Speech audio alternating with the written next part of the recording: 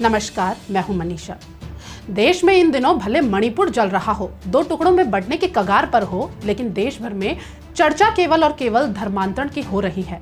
TV चैनलों से लेकर आम लोगों तक सभी केवल धर्मांतरण की ही चर्चा कर रहे हैं।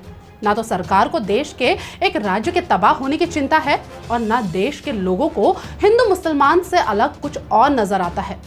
धर्मांतरण को लेकर रोज नई खबरें छप रही हैं। देश में ये पहली बार नहीं है कि धर्मांतरण हो रहा हो, इससे पहले भी होता आ रहा है। खासकर ब्रिटिश सरकार में धर्मांतरण का खेल बड़े स्तर पर हुआ था। आज कहानी एक ऐसे शख्स की है जो धर्मांतरण से इतना परेशान हुआ कि डाकू बनने को मजबूर हो गया। धर्मांतरण देश में कोई नया विषय नहीं है। पिछले कई सालों से यह हमारे देश में हो रहा है। अंग्रेजों का जब भारत में राज था तब से ये जारी है। इसी धर्मांतरण के खेल ने सुल्तान सिंह को डाकू बना दिया और नाम पड़ा सुल्ताना डाकू।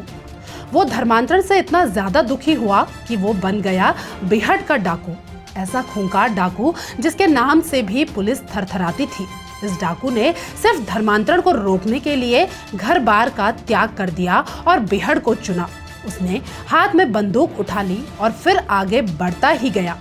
ये कहानी है डाकू सुल्ताना की, जिसका असली नाम सुल्तान सिंह था।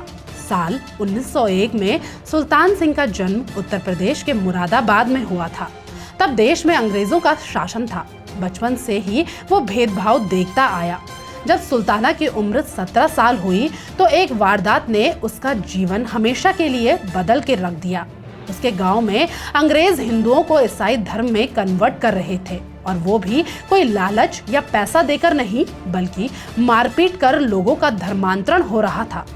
लोगों को बंदूक की नोक पर धर्म बदलने के लिए मजबूर किया जा रहा था। बस ये वो दिन था जब सुल्तान सिंह ने अंग्रेजों से बदला लेने की ठान ली। 17 साल का एक लड़का ये तो तय कर चुका था कि वो अंग्रेजों के धर्मांतरण को रोकेगा, लेकिन कैसे? सुल्ताना इसके बाद वापस अपने घर ही नहीं लौटा। उसने जंगलों में ही अपनी राह चुनी। वो नजीबाबाद के जंगलों में रहने लगा और उसने अंग्रेजों के खिलाफ एक गैंग तैयार की। धीरे धीरे कई लड़के उसके साथ जुड़ने लगे। ये लोग गांव के उन अमीर लोगों को निशाना बनाते थे जो अंग्रेजों का साथ देते थे। ये ऐसे घरों में डकैती करने लगे और डकैती किए हुए पैसों को गरीबों में बांटने लगे। धीरे धीरे सुल्तान सिंह का गैंग मजबूत होने लगा था और अब ये अंग्रेजों के लिए मुसीबत बनने लगा था। अंग्रेज सुल्तान सिंह को सुल्ताना कहने लगे और सुल्तान सिंह डाकू सुल्ताना के नाम से मशहूर हो गया। सुल्ताना का डकैती का अंदाज भी बड़ा निटाला था। वो जिसके घर में भी डाका डालता था, वहां पहले एक खत भिजवाता था। उस खत में डकैती का दिन और टाइम पहले से ही तय होता था। तय टाइम पर ही सुल्ताना का गैंग उस घर में डकैती करता था। अंग्रेजों की पुलिस चाहते हुए भी उसे रोक नहीं पाती थी। उत्तर प्रदेश और उत्तराखंड तब एक ही हुआ करता था। वहां के जंगलों में सिर्फ डाकू सुल्ताना का ही राज चलता था। अगर किसी ने अंग्रेजों से डाकू सुल्ताना के खिलाफ मदद मांगी तो उसकी मौत तय थी, और इसलिए ज्यादातर लोग ऐसा करने से बचते थे। आमतौर पर डाकू सुल्ताना किसी की हत्या नहीं करता था। गरीब लोगों की मदद करने की वजह से उसे लोग अपना सहारा मानने लगे थे। वो एक एक करके अंग्रेजों और उनके सहयोगियों को निशाना बना रहा था। अंग्रेजी हुकूमत के लिए डाकू सुल्ताना मुसीबत बनता जा रहा था। वो जंगलों में छुपा रहता था, इसलिए अंग्रेजी फौज के लिए उसे पकड़ना आसान नहीं था। कहते हैं कि कितनी बार उसे पकड़ने की कोशिश की गई, लेकिन हर बार अंग्रेजी अधिकारी नाकाम ही हुए। यहाँ तक कि जंगल को जानने वाले जिम कॉर्बेट की मदद भी डाकू सुल्ताना को पकड़ने के लिए की गई। एडवर्ड जिम कॉर्बेट नैनीताल में जन्मे ब्रिटिश भारतीय थे। उन्होंने उत्तराखंड के जंगलों के लिए काफी ज्यादा काम किया और उन्हीं के नाम पर जिम कॉर्बेट उद्यान का नाम पड़ा। खैर, एडवर्ड कॉर्बेट को पूरे जंगल का अच्छा आइडिया था और इसलिए ब्रिटिश सेना ने डाकू सुल्ताना को पकड़ने के लिए उनकी मदद ली, लेकिन इसके बावजूद डाकू सुल्ताना को गिरफ्तार नहीं कर पाए। अंग्रेजी हुकूमत किसी भी कीमत पर इसे पकड़ना चाहती थी। उस समय के एक यंग ऑफिसर फ्रेडी को अब ये काम सौंपा गया। 300 जवानों और 50 घुड़सवारों की एक टीम तैयार की गई जो जंगलों में डाकू सुल्ताना को गिरफ्तार करेगी। फ्रेडी का एकमात्र लक्ष्य था सुल्ताना को गिरफ्तार करना, लेकिन कई कोशिशों के बावजूद डाकू फ्रेडी की पकड़ में नहीं आ रहा था। यहाँ तक कि एक बार तो डाकू सुल्ताना से फ्रेडी का आमना सामना हुआ और डाकू सुल्ताना ने फ्रेडी की जान बख्श दी।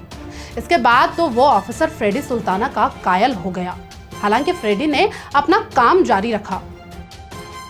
डाकू सुल्ताना के गैंग के ही कुछ लोगों ने डाकू सुल्ताना के साथ विश्वासघात किया और उसके जंगल में छिपे होने की सूचना पुलिस तक पहुंचा दी। आखिरकार 23 जून 1923 को इस डाकू को गिरफ्तार कर लिया गया। डाकू सुल्ताना और 4 साथियों को 7 जुलाई 1924 को फांसी दी गई, जबकि गैंग के 40 अन्य लोगों को काला पानी की सजा हुई। जिस ऑफिसर फ्रेडी ने गिरफ्तार किया था, उसने प्रशासन से सुल्ताना को फांसी ना देने की मांग की थी, लेकिन ऐसा नहीं हुआ। फांसी की पहली रात फ्रेडी डाकू सुल्ताना से मिलने गया था।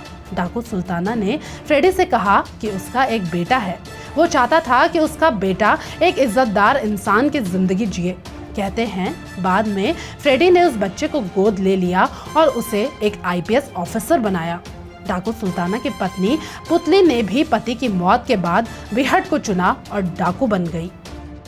ये तो थी सुल्ताना की कहानी, जो धर्मांतरण से परेशान होकर इसके खिलाफ एक लंबी जंग लड़ता रहा। आपको हमारी ये कहानी कैसे लगी, हमें कमेंट करके जरूर बताएं। और देश के असल मुद्दों और पर्दे के पीछे चल रही राजनीति के खेल से जुड़ी सभी खबरों के लिए हमारे फेसबुक पेज को लाइक और फॉलो जरूर करें। YouTube पर भी आप हमें सब्सक्राइब कर सकते हैं। नमस्कार।